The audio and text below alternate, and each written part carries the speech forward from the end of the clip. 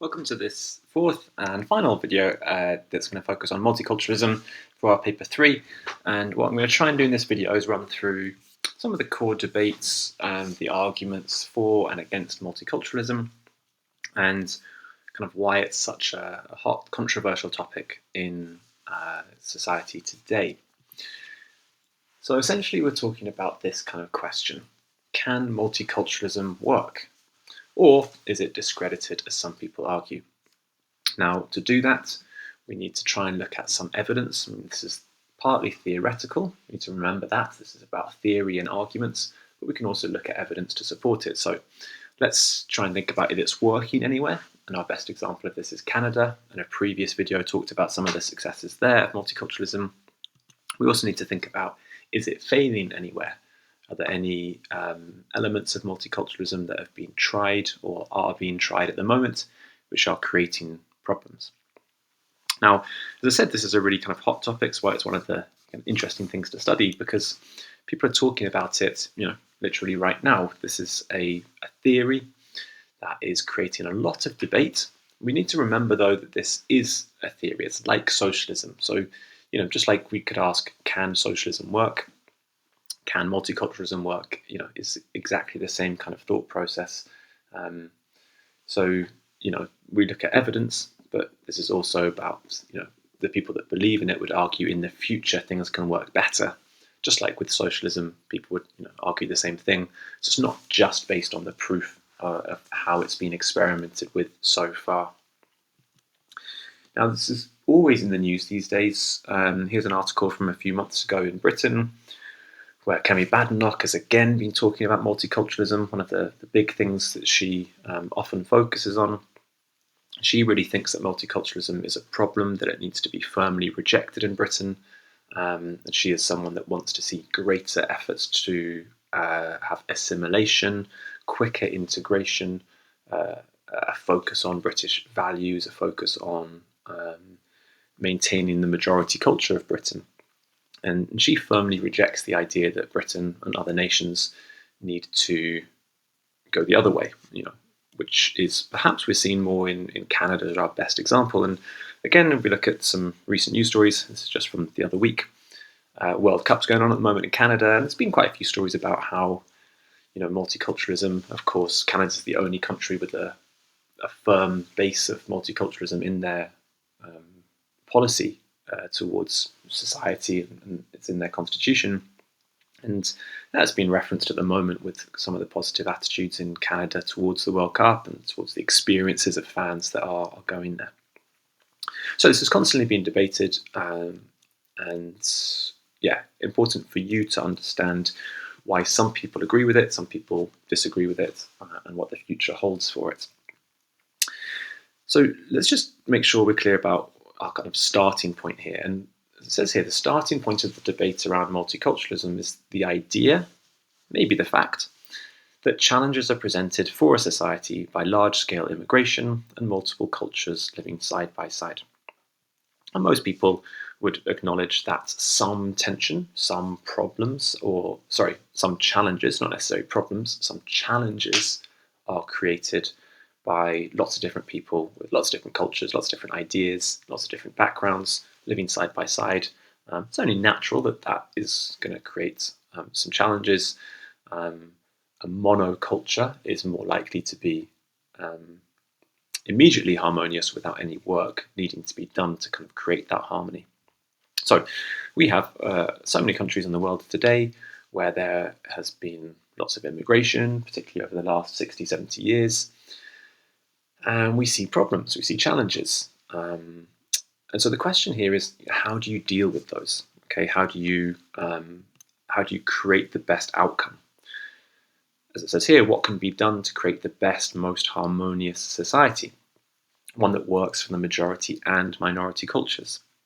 And there is no consensus across the world on what the answer to that question is. Basically, it goes into two sides. Is it about trying to make the societies collect around kind of one idea, the majority culture? So for immigrants to join in and embrace the majority culture, Or is it for the societies to embrace multiple cultures? That, of course, is what multiculturalism wants people and societies and states to do. So really important just to remember where we are starting from. Okay, there are challenges. Both people that believe in multiculturalism and reject multiculturalism acknowledge those challenges. So this is really about how do we overcome those challenges.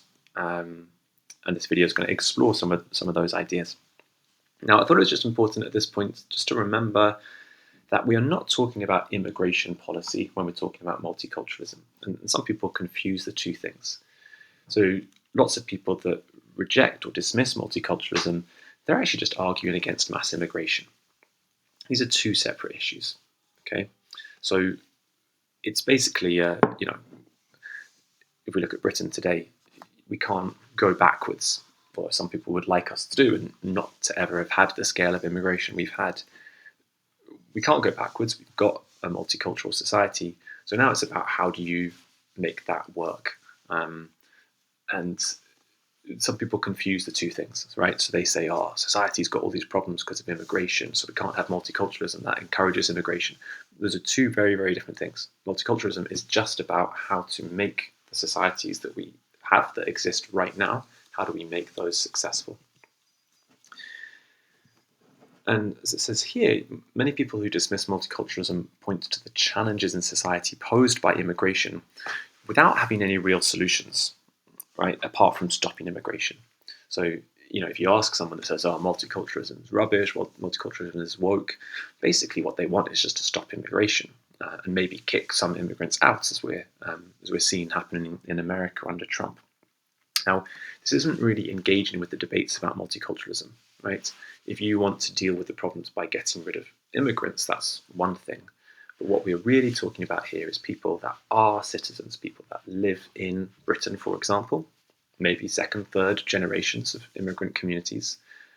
Multiculturalism is not talking about new people necessarily coming to the country. It's about talking about how do we make a society which is harmonious and positive with what is currently here. So some of the people that reject multiculturalism, actually, they're not really talking about multiculturalism.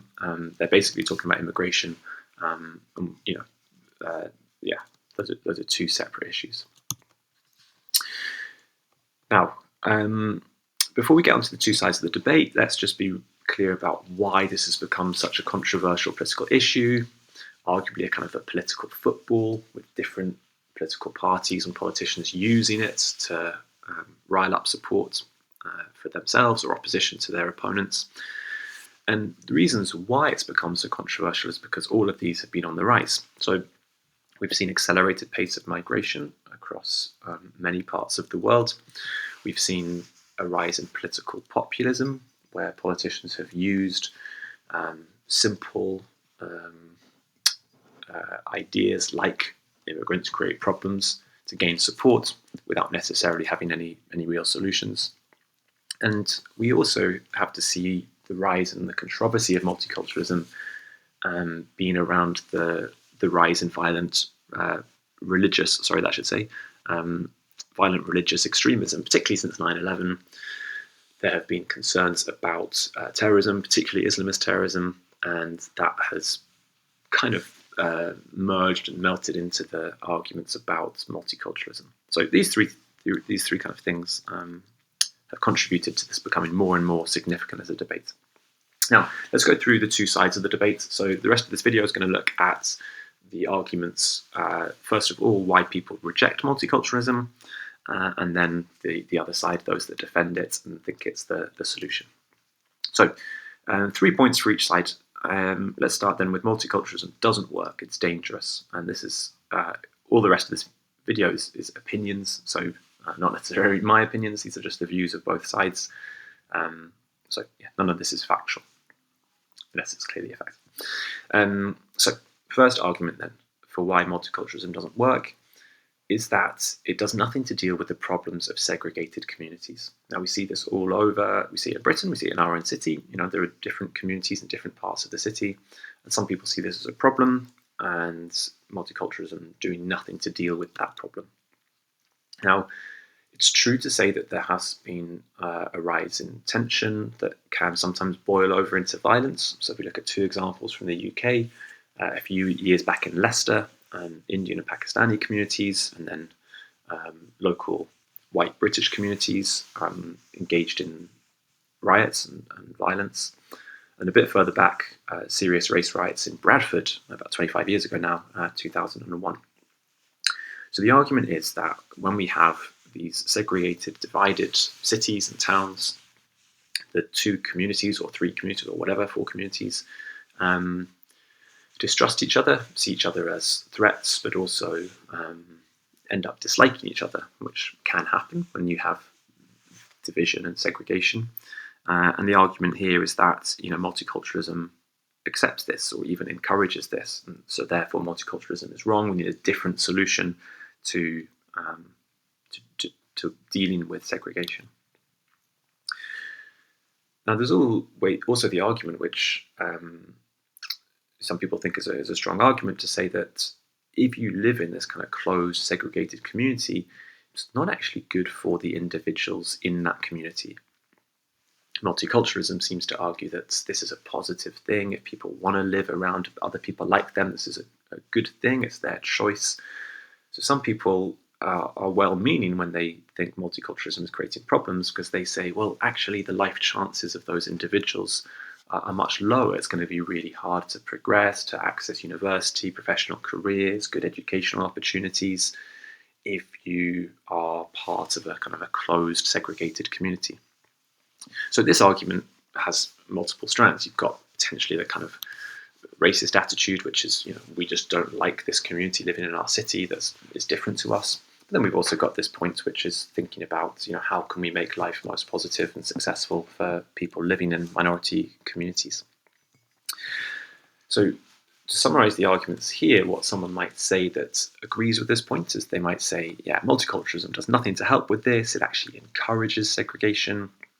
And they would say that the argument that we just need to understand each other better is naive. It's kind of stupid, nonsensical. How do we deal with tension and violence? Well, it's not so simple just to say, oh, let's just understand each other. So that might be the argument to summarize this point. How would it be rejected? So I'm going to kind of talk about a few of the other sides here as well. Multiculturalists would say, well, is this actually a problem, first of all? Are we over-exaggerating the issue here? They would argue that ultimately, if we want to get rid of tension and violence, the only answer is multiculturalism, which encourages people to accept and understand each other.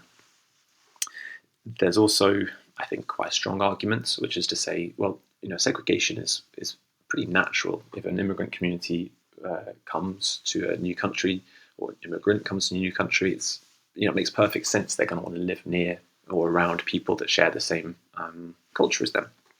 And indeed, this happens in countries that reject multiculturalism.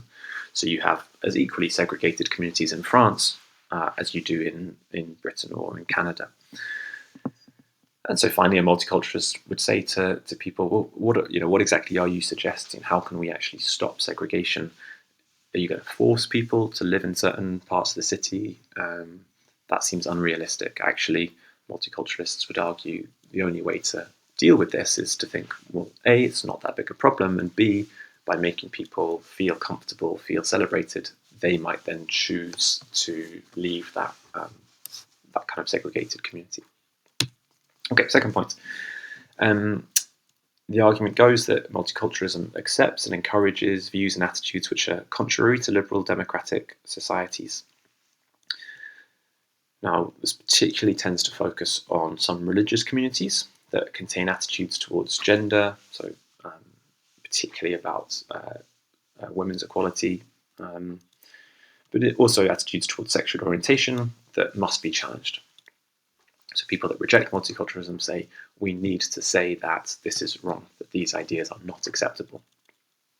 And the argument goes that a good society is built on common understanding, what's right, what's wrong. We need tolerance, we need personal freedoms, and if you allow multiculturalism, or if you accept multiculturalism, what you are basically doing is saying to communities, well, you decide what's right and what's wrong. And therefore, the argument goes here that you allow dangerous, negative things to happen in the country, which are bad for everything. It's bad for those individuals, but it's bad for the society and community. So again, someone that was arguing this might summarize or might say something like this: multiculturalism promotes the acceptance of values which are unacceptable, and this creates problems for people within those communities and tension with other cultures. So again, we've got kind of two sides to this. You've got maybe some racist, Islamophobic attitudes here, but again, you also have some very well-meaning people that might worry about the experiences of LGBTQ plus people in a very religious community, or about the role, liberties, freedoms, equalities of women in some communities. So the rejection of multiculturalism isn't all, racist and right-wing. A multiculturalist would respond to this problem by saying, well, actually, if we want to deal with these things, we need to understand where these attitudes come from. They would look back at our human nature, about essentialism, and say, well, let's think actually about why these attitudes exist. They would also stress the fact, and I think this is really important to think about, that liberal multiculturalism, which is the predominant strain of multiculturalism, still maintains importance on fundamental rights. So it's wrong to say that multiculturalism just allows people to think and do whatever they want. There are clear boundaries set out in liberal multiculturalism, as we see in Canada. And again, I think important, the multiculturalists would ask, well, what are the alternatives? What are you actually going to do? How can you stop someone having a negative opinion or negative attitude? Maybe the best way to do that is, a multiculturalist would argue the wrong way to do that is just to tell someone, try and force someone to think in a certain way. That would only create defensiveness and people kind of going even further into their culture rather than opening up and developing. And multiculturalists believe ultimately that people improve and we change and we develop, and that more positive, more liberal, more equal attitudes will spread if we embrace an open nature and open thinking about culture. Okay, last but not least, a big criticism of multiculturalism is that the rise in violence and terrorism from minority cultures is fueled further by multiculturalism and multiculturalist attitudes. So many people have pointed to a rise in Islamist extremism and terrorism, for example, in Manchester, 2017, Paris, 2015, London, 2005. All those terrorist attacks were carried out by citizens of the country attacked, right? So British or French citizens. And these are just a couple of examples. This has been a problem, particularly across Europe over the last 20 years. So the argument here is that multiculturalism does nothing to challenge the attitudes, the anti-Western attitudes, and indeed is soft on the issues of extremism in minority cultures, and therefore isn't necessarily directly to blame for terrorism, but makes it more likely, makes it harder to deal with. And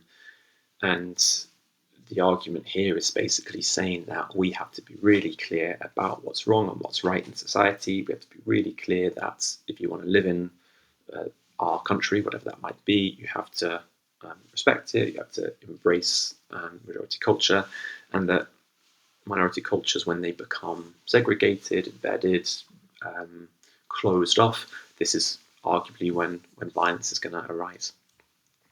Again, very controversial topic, and an argument that I personally, for what it's worth, consider to be a really weak argument against multiculturalism. Now, what someone would argue would be to say something like, okay, it must be 100% clear what's right, what's wrong. Everyone must adopt values of majority culture. Multiculturalism endorses ideas which ferment into violence. So multiculturalism would never obviously encourage violence or extremism, but multiculturalism says we've got to understand and acknowledge and accept and celebrate all these different ideas.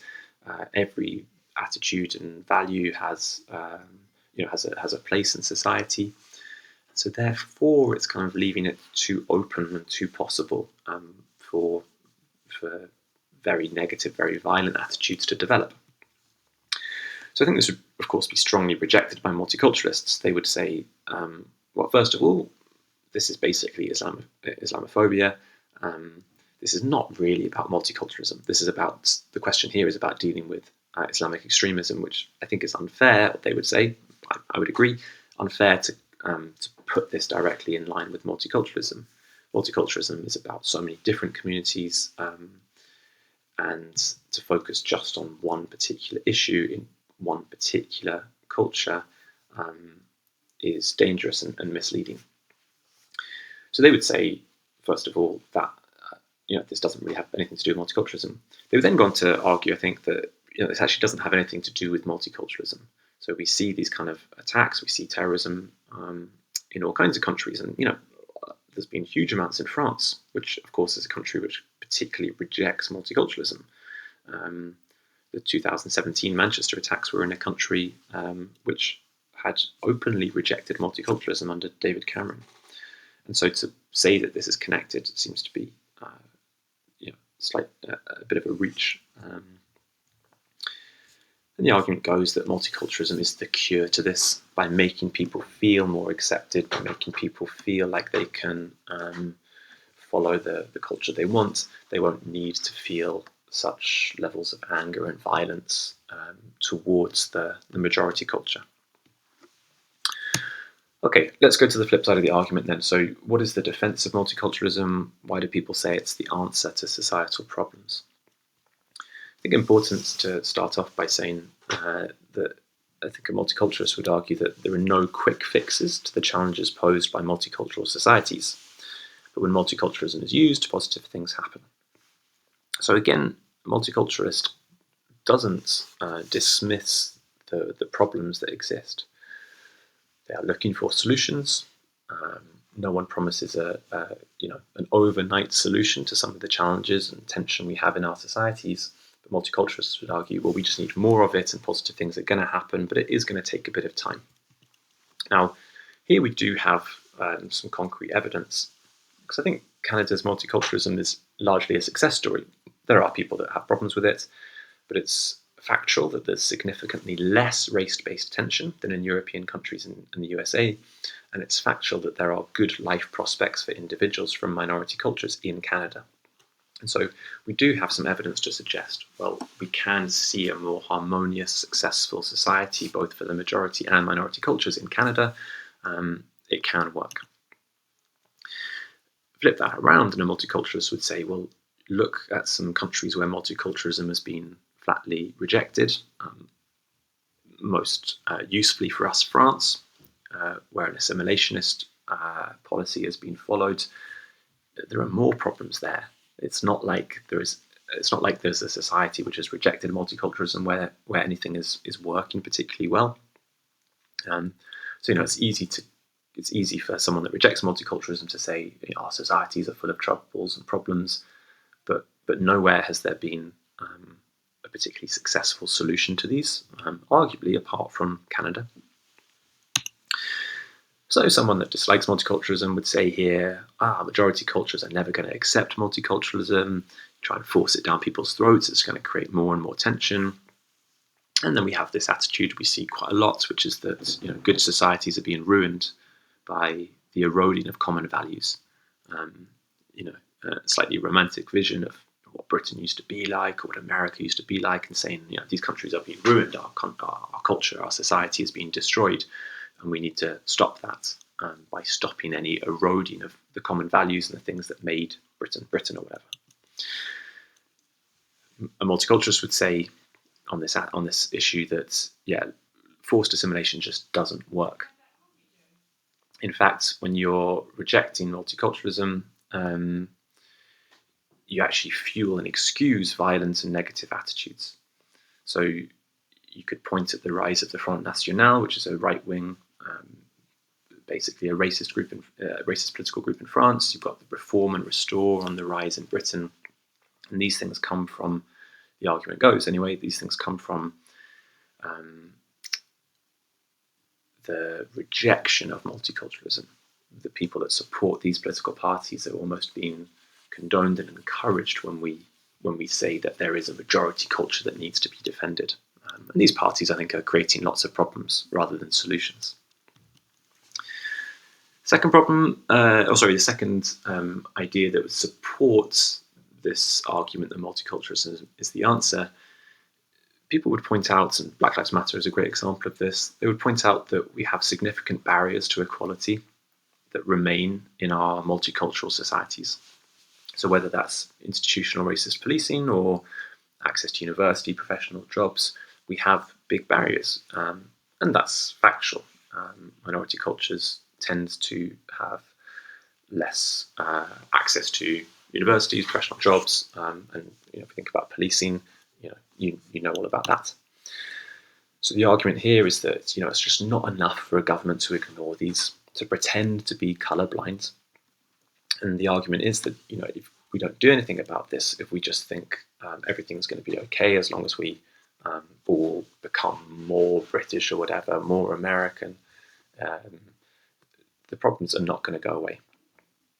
In fact, greater problems will arise because if you keep minority cultures and individuals from those minority cultures kind of down and not advancing at the rate of other people, it's inevitable that those minority cultures are going to just be resentful, angry, and creating greater problems. So multiculturalism is going to force societies to acknowledge and accept inequality. And again, thinking about long-term positive changes, the argument is that this will create that. If we accept and think about inequality, we can deal with it, we can help people that face inequalities rather than just kind of pretending it doesn't exist. Now, people would argue, well, you can't help people unless they join in the national culture. People have got to speak English, you've got to embrace the country if you want to be successful. And here we see arguments about things being woke and too soft, and you actually just make people angry when you talk about Black Lives Matter and you talk about institutional racism. And we see today people saying that actually it's white majority culture that face the most challenges because of how woke our policing is. And we saw that with the horrific murder recently of that teenager in Southampton. So that would be the argument against this. But again, a multiculturalist would force us or encourage us to think about the human nature idea of us and individuals needing recognition, needing acceptance, needing to feel celebrated. And the argument is that when we have these things for minority cultures, then individuals are going to thrive, and we will see the inequalities in our society diminishing. And the argument is that overall that's going to inevitably lead to greater cohesion, greater feelings of contentment for all. Okay, and the final argument we're going to look at here is that the biggest dangers to our society arguably are posed by populist politics, which are built on the majority culture dominance and racism. So here is an argument again for multiculturalism, and they would point and think about, wrong order there. They would point to the argument here that multiculturalism is the only way to challenge these ideas. You can only build a society where people understand diversity, like Canada. That's the only way to stop racism and division. So we're seeing this on the rise everywhere. And I think, personally, again, I think this was quite strong arguments. I think a rejection of multiculturalism actually plays into the hands of this kind of tyranny of the majority. And we can ask ourselves, okay, well, Brexit was essentially a kind of a rejection of multiculturalist attitudes, I think. Did that work? Has that made society more harmonious? I think it's very, very debatable. I think, if anything, society has become less harmonious since that. Is Donald Trump creating a more united USA? He talks about making America great and making America what it was before. I think when you look at American society, it's becoming more fractured, more divisive. Are reform supporters really building community cohesion? So we have these examples across Europe, across America, of populist politics which rejects multiculturalism. And the question here is, well, is that actually creating greater cohesion? Is that making society better? I think lots of people would say, on the evidence we have so far, no. And therefore that ties into the arguments for multiculturalism. What we need is a rejection of populist policies. We need a rejection of people feeling like majority culture is the only way for a country to exist. And so let's look at the two things at the bottom of the screen here. Someone that rejects multiculturalism would say, well, to blame majority cultures for wanting to protect their culture is offensive. Multiculturalist attitudes create the space for populist politics. It's almost their fault. And only assimilation and integration can cure this. So the only way we can make our society happier, more cohesive, is if everyone becomes the same, we assimilate. A multiculturalist, of course, would sharply disagree with that at the bottom of the screen, and say that what we need is a stress on minority rights, encouraging, accepting diversity, and we need an unequivocal rejection of divisive and racist politics. And that's the only way that we can create a better society. You can't just get rid of the problem like some of these people want. We can't just get rid of all immigrants and minority cultures. We've got to reject racism very sharply. We've got to create a society where we encourage people to accept and embrace each other. Okay, so I hope that was helpful. There's some of the core ideas. Good luck with the rest of your revision. And yeah, send any questions you've got